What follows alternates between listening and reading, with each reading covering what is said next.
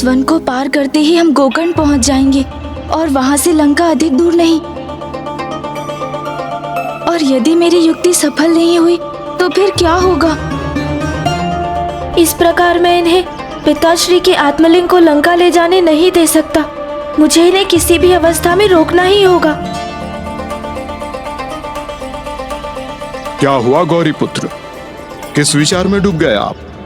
यही लंकेश कि हम गोकर्ण पहुंचने वाले हैं और मेरा उद्देश्य अभी तक पूर्ण नहीं हुआ। उद्देश्य? कैसा उद्देश्य गौरी पुत्र? ये क्या कह दिया मैंने? मेरा और क्या उद्देश्य हो सकता है लंकेश? मैं तो बस आपके मुख से महादेव के समस्त अवतारों की कथा सुनने के लिए लालायित हूँ। यही तो उद्देश्य है मेरा। उसकी चिंता आप क्यों करते हैं गौरी पुत्र? इस वन को पार करते करते मैं आपको प्रभु के शेष अवतारों की कथाएं भी सुना दूंगा। अवश्य, किंतु उसके पूर्व हमें प्रभु भिक्षुवर्य की स्तुति करनी चाहिए। ये गौरी पुत्र सदा मुझे संकट में डाल देते हैं। त्रयंबकं सदाशिवं नमामि हे उमापति जनीश्वरे अनंतमोस्तुते नमोस्तुते। हो भोलेनाथ भक्तों के हो कष्ट से निवारते, ये सृष्टि सारी संकटों से शिव ही है उबारते। ओम नमः शिवाय, ओम नमः शिवाय, ओम नमः शिवाय, ओम नमः शिवाय, ओम नमः शिवाय, ओम नमः शिवाय। जब शत्रुओं ने राजा सत्यव्रत का वध कर दिया, तब प्राण बचा रानी ने एक पुत्र को जन्म दिया। उन्हें भी अपना आहार घड़ियाल ने बना लिया। अवतार भिक्षुवर्य का था शिव जी ने तभी लिया। ओम नमः शिवाय, ओम नमः शिवाय, ओम नमः शिवाय, ओम नमः शिवाय, ओम नमः शिवाय, ओम नमः शिवाय।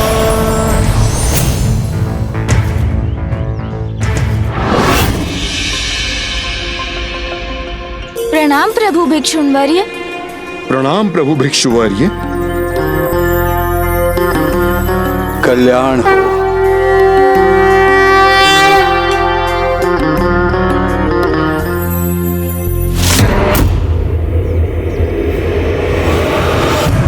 क्या तुम्हें पूर्ण विश्वास है लंकेश कि तुम प्रभु के आत्मलिंग को लंका ले जा सकोगे? हाँ अवश्य प्रभु, क्योंकि आपकी इच्छा से ही तो मुझे आत्मलिंग प्राप्त हुए हैं और आपकी ही इच्छा से मैं यहाँ तक पहुँचा हूँ। और अब जब मैं गोकर्ण के इतने निकट पहुँच चुका हूँ तो अब लंका अधिक दूर कहाँ है? अब शीघ्र ही वहाँ पहुँच जाऊंगा प्रभु। ये मत भूलना लंकेश कि यहाँ के आगे जो भी होगा मेरी इच्छा से ही होगा।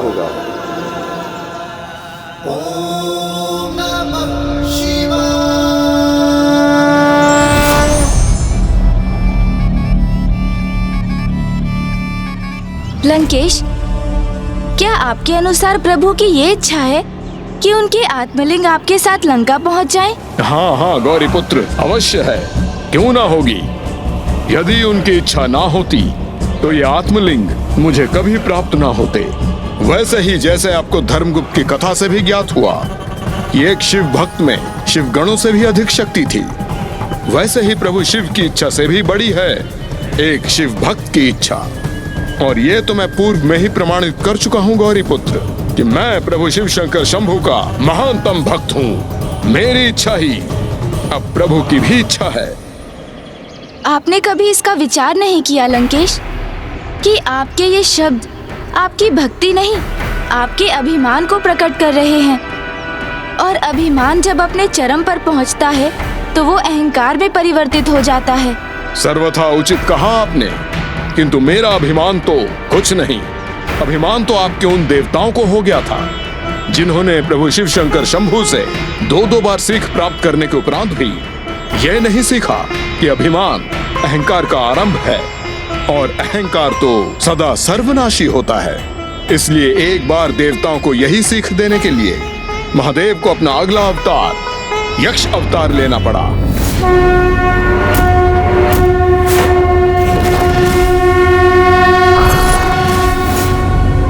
इतना तो हुआ कि मैंने लंकेश से वार्तालाप कर कुछ तो विलंब किया। लंकेश, जल। अच्छा हुआ मैं लंकेश को कुछ और समय के लिए रोकने में समर्थ हुआ। अब मुझे इनसे और संवाद कर इन्हें कुछ और समय रोकने का प्रयास करना होगा। अधिक मात्रा में जल पी चुके हैं लंकेश। अब इन्हें लघु शंका भेजे जाने की मेरी युक्ति सफल होने ही वाली है। ये लीजिए गौरीपुत्र। शीघ्र अतिशीघ्र मैं प्रभु महादेव की समस्त कथाओं को समाप्त करना चाहता हूँ गौरीपुत्र, ताकि मैं अब अपने धाम लंका पहुँच सकूं। लंकेश, कृपया और कुछ जल ग्रहण कीजिए और फिर मुझे संपूर्ण कथा सुनाइए। पुनः जल ग्रहण करूं? हाँ, और जल भी लीजिए ना। आपको लंका तक छलांग लगाकर पहुंचना है, इसलिए जल से आपको अतिरिक्त ऊर्जा प्राप्त होगी। लंकेश, जल।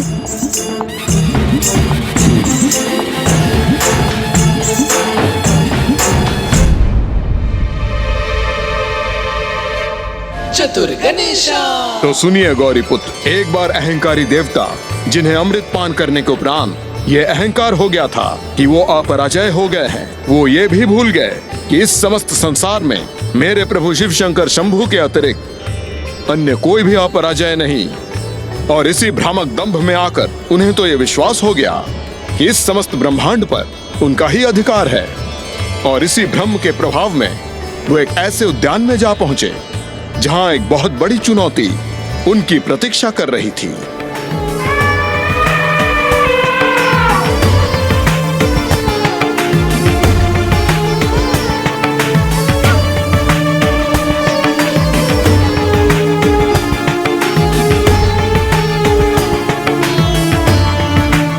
रावत,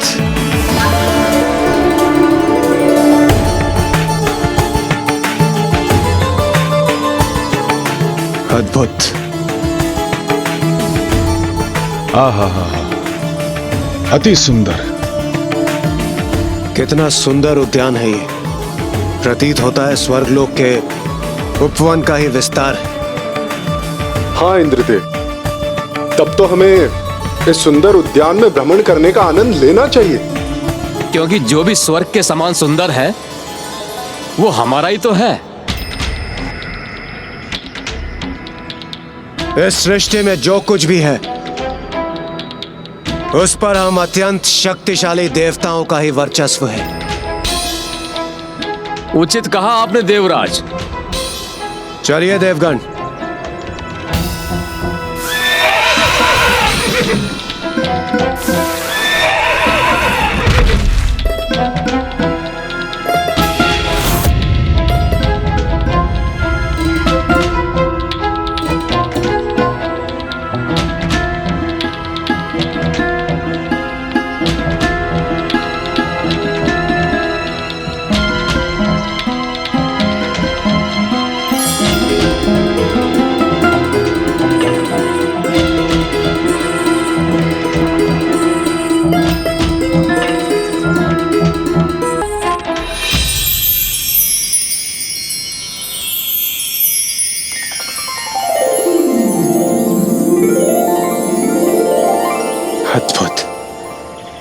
अद्भुत, अद्भुत। मेरी तो इच्छा है कि इस स्थान को ही अपने साथ स्वर्गलोक ले चलूं। उचित कहा आपने इंद्रदेव। मैं भी आपसे सहमत हूँ। इतने सुंदर स्थान को तो स्वर्ग में होना चाहिए। अवश्य।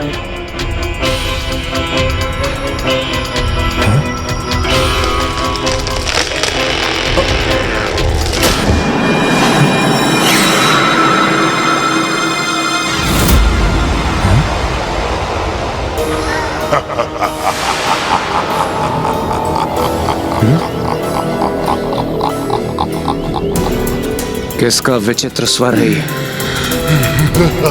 और ये स्वर कहां से आ रहा है? ये निजी उपवन है जिसमें अनुमति के बिना किसी का भी प्रवेश वर्जित है। कौन है यहाँ जो देवराज इंद्र को रोकने का दुस्साहस कर रहा है?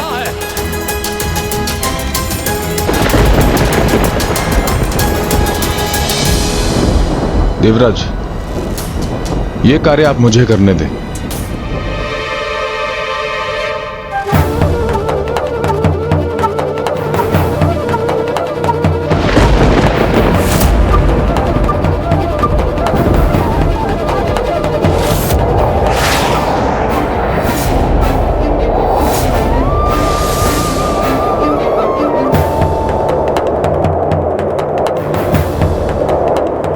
आपको रुकने की आवश्यकता नहीं देवराज।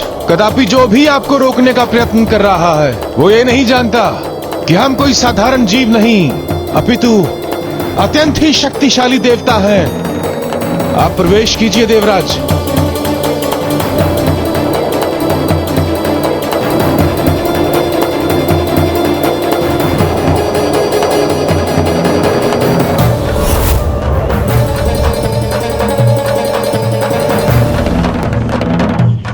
देवगण,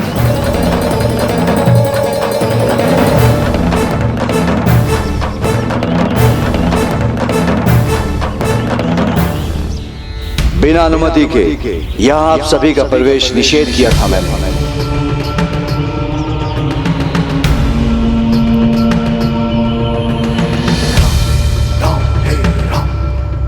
यहाँ तो कोई भी नहीं है। तो ये स्वर कहाँ से आ रहा है?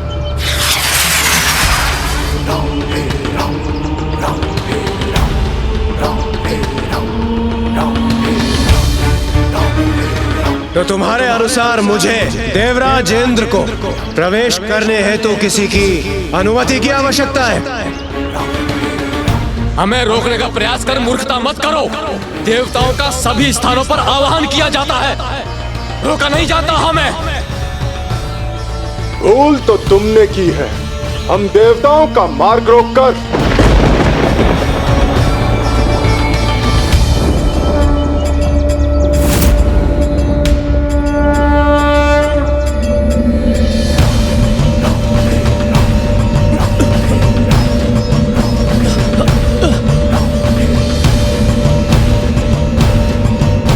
देवगण, इस ओर।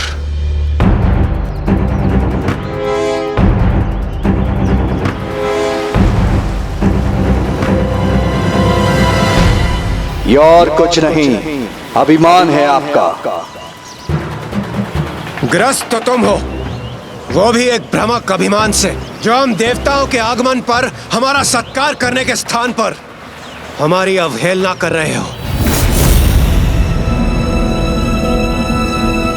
देवता? कैसा देवता? वो देवता जिनमें इतना भी शिष्टाचार नहीं कि किसी के अधिकार क्षेत्र में प्रवेश करने के पूर्व उसकी अनुमति प्राप्त कर ले।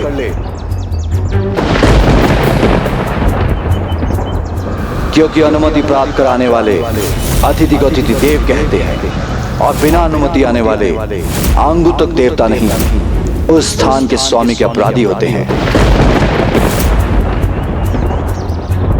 अरे हो कौन तुम?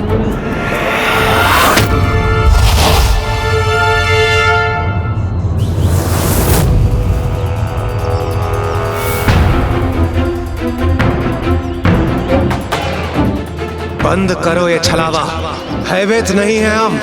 यदि इतना ही साहस है और स्वयं को इतना ही शक्तिशाली समझते हो तो आओ, आओ हमारे सम्मुख आकर हम शक्तिशाली देवताओं का सामना करो। फिर तुम्हें ज्ञात हो जाएगा कौन कितने आदर के योग्य है। आओ, आओ।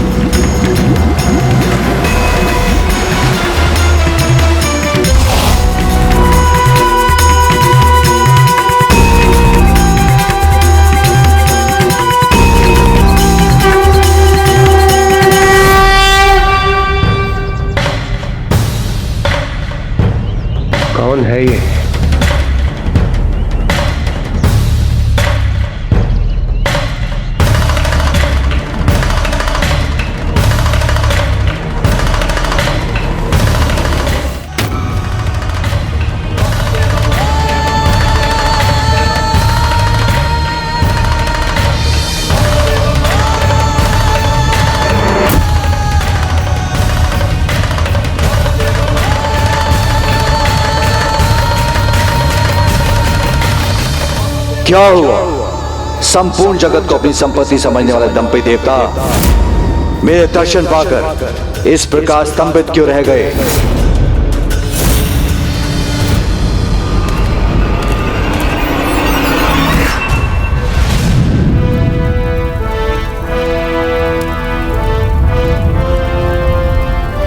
हम देवताओं और देवराज इंद्र के अपमान में एक भी शब्द कहने का दुस्साहस भी मत करना।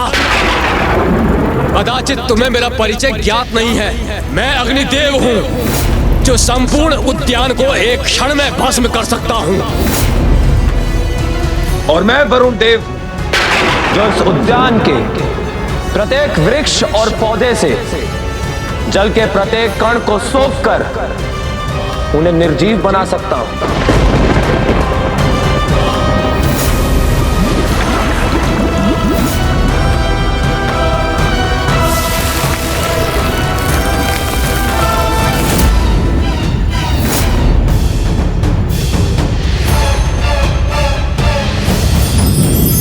मैं सूर्यदेव मेरी ऊर्जा से रिक्त होकर इस उद्यान का कोई अस्तित्व ही नहीं है, और यदि मैं अपनी ऊर्जा में वृद्धि कर दूं तो इस उद्यान को पलक झपकते ही नष्ट कर सकता हूं।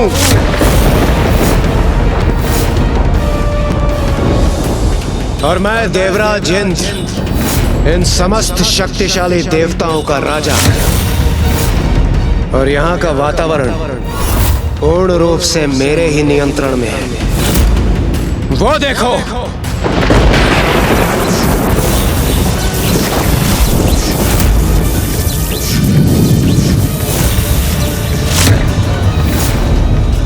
तैयार ये मुझे आप सभी पर, क्योंकि आप जो कर रहे हैं वो मात्र अहंकार के अतिरिक्त और कुछ भी नहीं। दया तो मुझे तुम पर आ रही, जो हमारी अपार शक्तियों को तुम हमारा अभिमान घोषित कर रहे हो।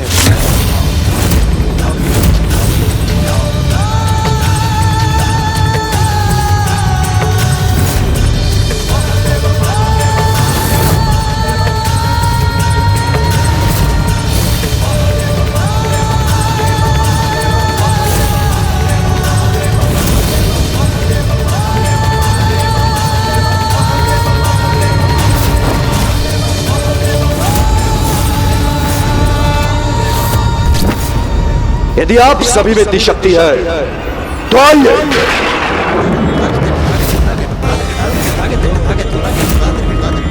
मेरे हाथों से जल की एक बूंद भी छलका के दिखा दीजिए।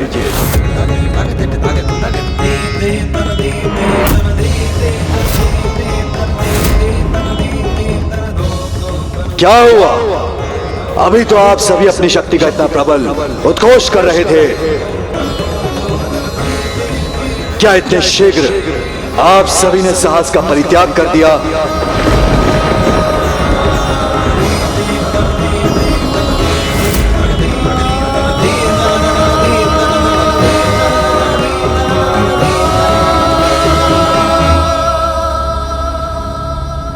इसके लिए साहस की क्या आवश्यकता है? इसके लिए तो मेरा बायां हाथ ही पर्याप्त है।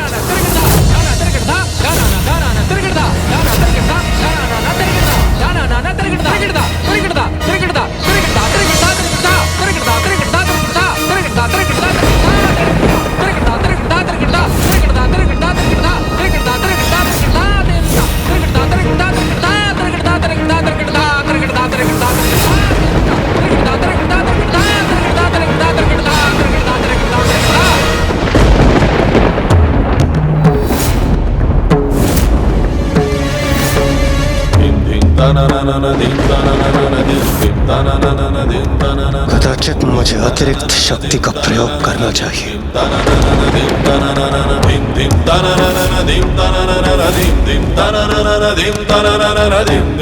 मैं इस चुनौती को पूर्ण क्यों नहीं कर पा रहा? वरुण देव, हमें इंद्रदेव की सहायता करनी चाहिए। चलिए।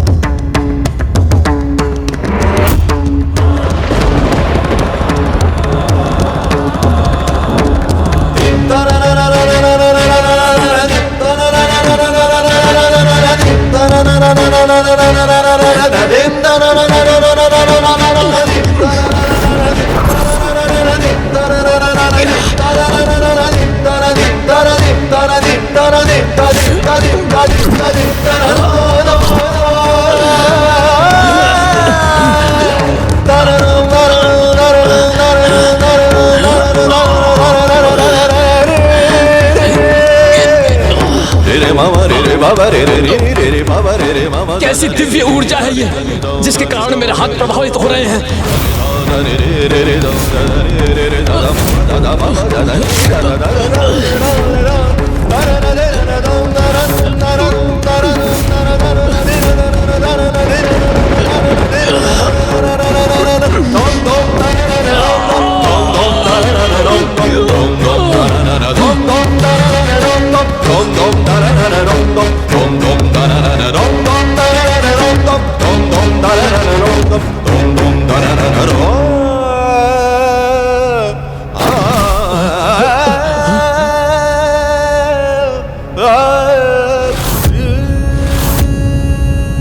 अवश्य हमसे इन्हें पहचानने में भूल हुई है।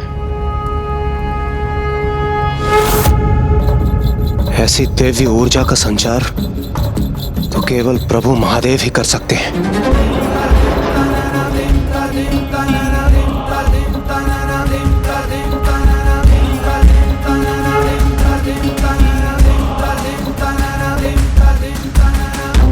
हे प्रभु यक्ष, हमें क्षमा कर दीजिए, हम आपको पहचानने में असमर्थ रहे। किंतु अब हम आपको पहचान गए हैं। आप देवों के देव महादेव हैं। हमें क्षमा करें प्रभु, हम अपने अभिमान से इतने ग्रस्त हो गए थे कि ये भी ज्ञात न कर सके कि स्वयं जगत पिता अवतार लेकर हमारे सम्मुख है। हमें क्षमा कर दीजिए प्रभु, हमें क्षमा कर दीजिए, हमसे बहुत बड़ी भूल हो गई। हमारे अहंकार का मर्दन करने वाले प्रभु यक्ष देव, हमें अपने पूर्ण दर्शन देने की कृपा करें।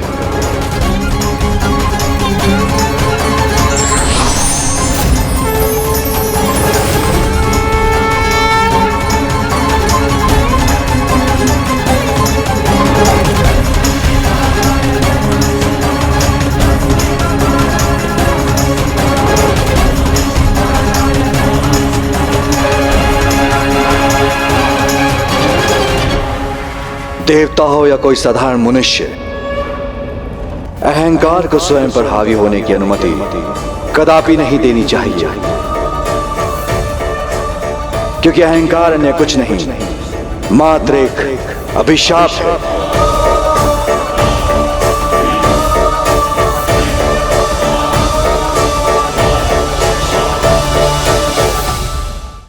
तो इस प्रकार प्रभु महादेव ने अपने यक्ष अवतार के माध्यम से उत्तम जीवन व्यतीत करने का एक अन्य सूत्र प्रस्तुत किया, जिससे उन्होंने ये स्थापित किया कि कोई कितने भी उच्च पद पर क्यों ना आसीन हो, वो कितना भी अधिक बलवान क्यों ना हो, किंतु उसे कभी भी अपने पद और बल का अभिमान नहीं करना चाहिए।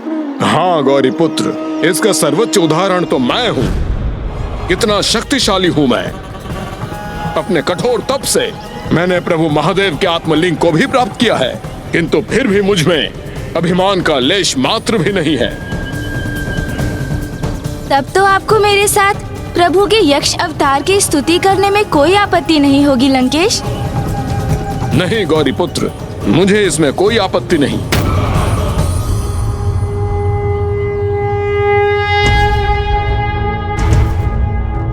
त्रयंबकं सदाशिवं नमामि हे उमापति जगन्निकंठ जय अनंत नमोस्तुते नमोस्तुते। हो भोलेनाथ भक्तों के हो कष्ट से निवारते, ये सृष्टि सारी संकटों से शिव ही है उबारते। ओम नमः शिवाय, ओम नमः शिवाय, ओम नमः शिवाय, ओम नमः शिवाय, ओम नमः शिवाय, ओम नमः शिवाय। आकाशवाणी तब हुई, यह शिव के ही अवतार है, जो यक्ष रूप लेके अभिमानी को संहारते।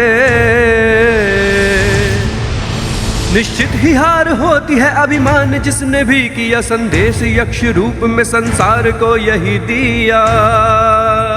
ओम नमः शिवाय, ओम नमः शिवाय, ओम नमः शिवाय, ओम नमः शिवाय, ओम नमः शिवाय।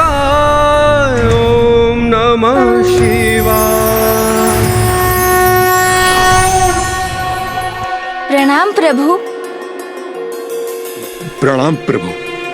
कल्याण हो।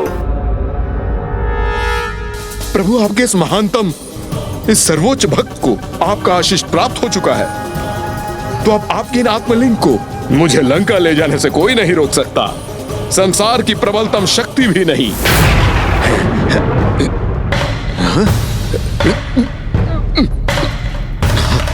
ये क्या हो रहा है मुझे और मेरे हाथ को?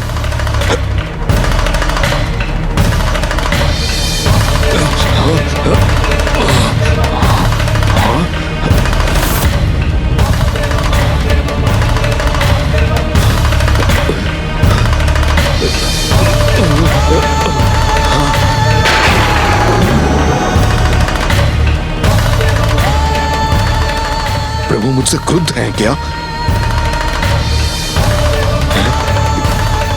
प्रभु के कोप से ये कैसी दुविधा उत्पन्न हो गई? गौरीपुत्र, सहायता कीजिए मेरी। इस विकट परिस्थिति को कैसे सुलझाऊं मैं?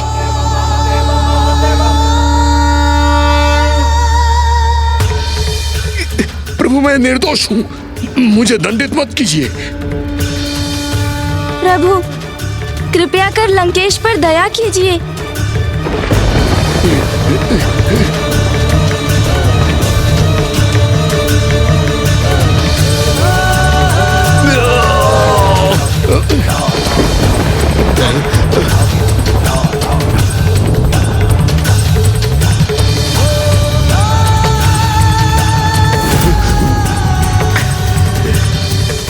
लंकेश, रावण, संसार में जो भी होता है प्रभु इच्छा से ही होता है, इसलिए सदा स्मरण रखना।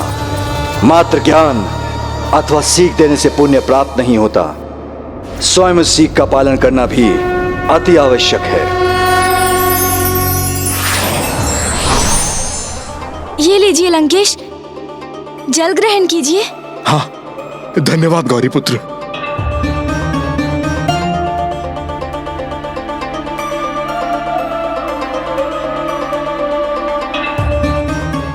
लंकेश, इस बार तो प्रभु ने आपको सीधे शब्दों में एक स्पष्ट सीख ही दे दी। नहीं गौरीपुत्र, यह सीख मेरे लिए नहीं थी।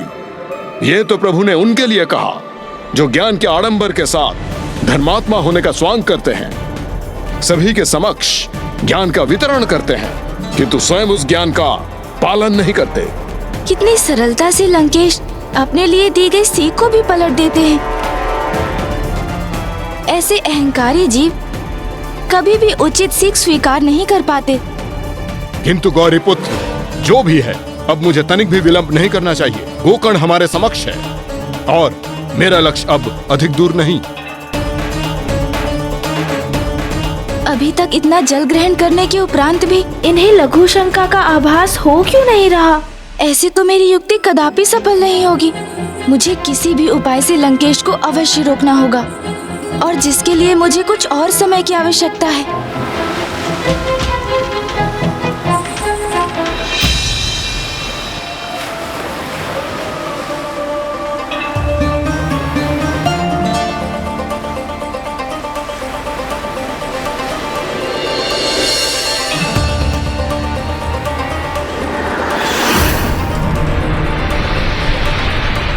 अब एक ही उछाल में मैं यहां से भूमि के उस सिरे पर पहुंच सकता हूं, जहां से एक और उछाल मुझे सीधा लंका पहुंचा देगी। यहां से सीधा लंका पहुंच सकता हूं। जय शिव शंकर शंभू।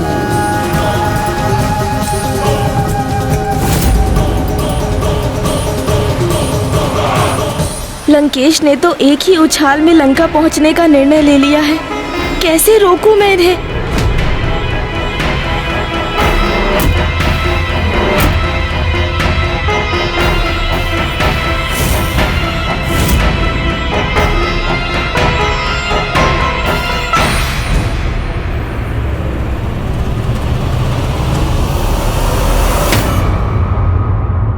अभिमान का कार्य ही है मनुष्य को नेत्रहीन बनाकर उसे अंधकूप की ओर ले जाना। इसलिए इस विकार से सदैव ही दूर रहना चाहिए।